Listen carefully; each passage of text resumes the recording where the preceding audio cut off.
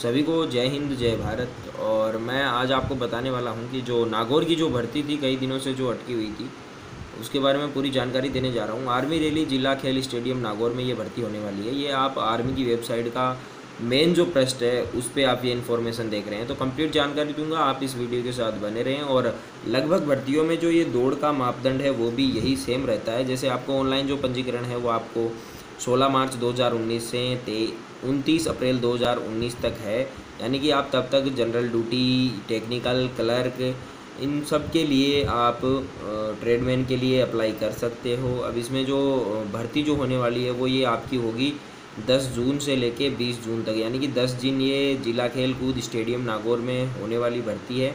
और इसकी पूरी जानकारी में बस इतना ही है। पहले तो आप सबसे पहले जाइए और 29 अप्रैल से पहले पहले अपना रजिस्ट्रेशन करवाइए। अब भर्ती में जो उम्र की बात रहती है उसका मैं आपको बता दूं तो जनरल ड्यूटी जो है, यानी कि जो सैनिक की हम भर्ती देखते हैं उसमें अगर आपकी उम्र 1 अक्टूबर 1998 से लेके 1 अप्रैल 2002 के बीच में आती है, उसमें कोई फ़र्क नहीं पड़ता कि आपकी 2 महीने कम रह गई 17.5 में या फिर ज़्यादा हो गई।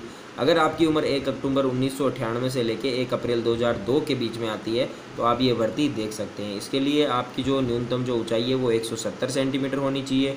वज़न जो है आपका 50 किलो, छाती यानी कि चेस्ट आपका 77 सेंटीमीटर होना चाहिए और 5 सेंटीमीटर का आपका फुलाव होना चाहिए। अब इसमें चाहिए क्या, तो इसमें 10th क्लास में आपके कुल मिलाकर 45% होने चाहिए और प्रत्येक सब्जेक्ट के अंदर आपके 33% अंक होने ज़रूरी है।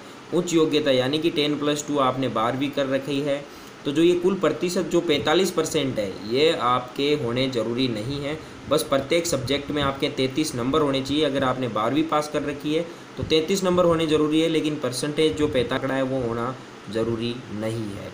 अब बात करते हैं जनरल ड्यूटी के बाद में अपने टेक्निकल की। तो टेक्निकल में आपकी उम्र जो है 1 अक्टूबर 1996, यानी कि इसमें 2 साल आपको ज़्यादा मिलते हैं। 1 अक्टूबर 1996 से 1 अप्रैल 2002 के बीच में अगर आपकी उम्र है तो आप टेक्निकल के लिए भी भर्ती हो सकते हैं और क्लर्क के लिए भी आप अप्लाई कर सकते हैं। इसमें भी सेम प्रोसेस है। 170 आपकी हाइट होनी चाहिए, 50 kg वेट, 77 सेंटीमीटर आपका चेस्ट होना चाहिए, 5 सेंटीमीटर का फुलाव होना चाहिए। और इसके साथ में रसायन विज्ञान, गणित और अंग्रेजी के साथ 10+2 इंटरमीडिएट में 50% अंक का होना अनिवार्य है। 50% होना अनिवार्य है और प्रत्येक विषय में 40% अंक होना जरूरी है। अब आगे जो भी प्रोसेस है उसमें उम्र का आपको बता दिया है कि आपको अगर भर्ती देखनी है तो आपको 1 अक्टूबर 1996 से लेकर 1 अप्रैल 2002 के बीच में आप टेक्निकल, क्लर्क, नर्सिंग असिस्टेंट ये सारी देख सकते हैं। और आपको सिर्फ जीडी की देखनी है तो उसके लिए 1 अक्टूबर 1998 से लेके 1 अप्रैल 2002 के बीच में होना ज़रूरी ही है। बाकी अब डॉक्यूमेंट्स की बात कर लेते हैं और सेम प्रोसेस वही है। आप अप्लाई करेंगे ऑनलाइन, आप अगर एलिजिबल है तो अपने आप एक्सेप्ट कर लिए जाएंगे। अब बात करते हैं इसमें सैनिकों के बेटों को कितनी छूट दी जाती है। तो आप जैसा कि पढ़ सकते हैं शारीरिक मापदंड में छूट, सैनिक पुत्र, पूर्व सैनिक या फिर युद्ध में अगर किसी के पिता शहीद हुए हैं उसे कितनी छूट जाती है। तो उसे हाइट में 2 सेंटीमीटर की छूट है, वजन में 1 kg की, छाती में 2 kg की। गोद लिया हुआ पुत्र या घर जवाई युद्ध में मृत सैनिक की विधवा का हो, यदि उसका कोई पुत्र न हो, साथ ही साथ सेवारत सैनिक, भूतपूर्व सैनिक का लीगल तरीके से गोद लिया हुआ बेटा हो, यानी कि गोद अगर आप गए हुए हैं, आपके पिताजी आर्मी में हैं जिनके यहाँ आप गोद गए तो आपको वही सेम आपको छूट दी जाएगी 2 सेंटीमीटर ऊंचाई में, 1 वजन में और 2 चेस्ट में। अब उत्कृष्ट खिलाड़ी यानी कि अंतर्राष्ट्रीय, राष्ट्रीय, राज्य, जिला स्तर पर आपने अगर खेला हो, प्रथम द्वितीय स्थान आपने प्राप्त किया हो, आपका सर्टिफिकेट 2 वर्ष पुराना न हो, तो आपको ऊंचाई में 2 सेंटीमीटर की, वजन में भी यहाँ 2 सेंटीमीटर की और चेस्ट में आपको 5 सेंटीमीटर की यहाँ पे छूट जो है मिल जाती है।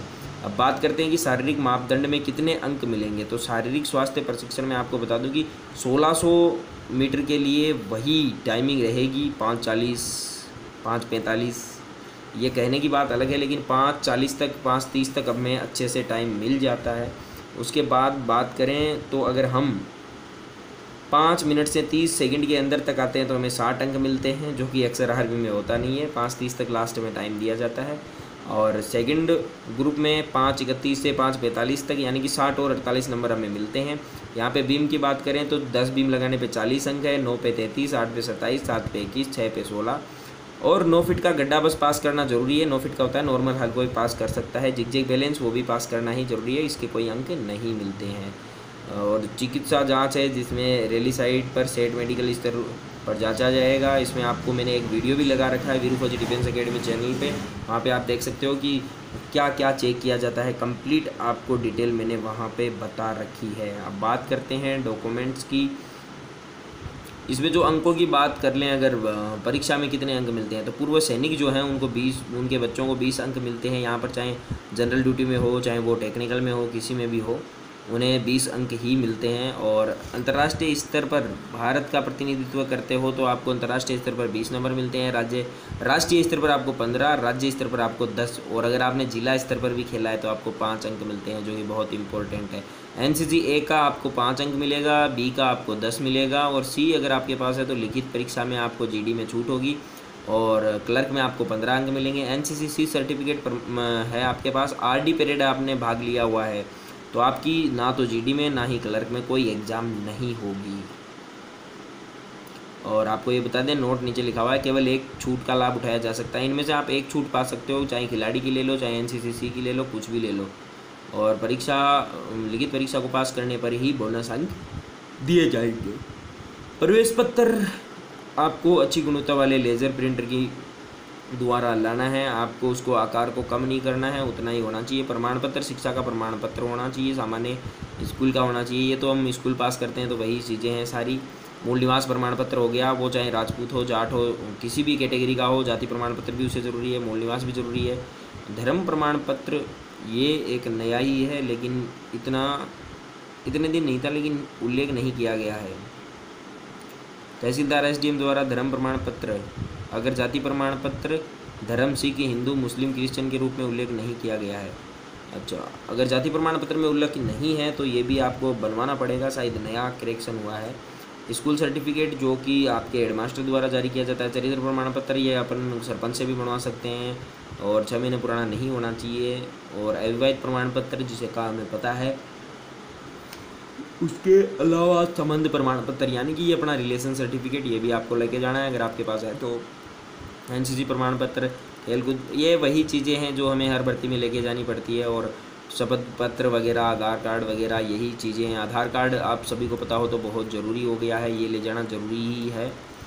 और इसके अलावा विशेष निर्देश तो वही है कि आप हल्ला उल्ला ना मचाएँ, समय पे पहुंच जाएं, यही छोटी मोटी बातें प्रशासन संबंधित है। और ये है अपना वो पूरा ढांचा जो लिखा हुआ रहता है कि आप शोर शराबा ना करें, मोबाइल फ़ोन या स्मार्ट घड़ियाँ पहन के ना जाएं। बस यही कुछ हिदायतें हैं, इनसे होता कुछ नहीं है, बस पकड़े जाने पे थोड़ी पिछवाड़ा लाल कर दिया जाता है पीट पीट के। उम्मीद करता हूँ दोस्तों आपको ये भर्ती की जानकारी अच्छी लगी होगी। कीप इट अप, लगे रहो, और उम्मीद करता हूँ आपका इस भर्ती में सिलेक्शन हो। जय हिंद, जय भारत।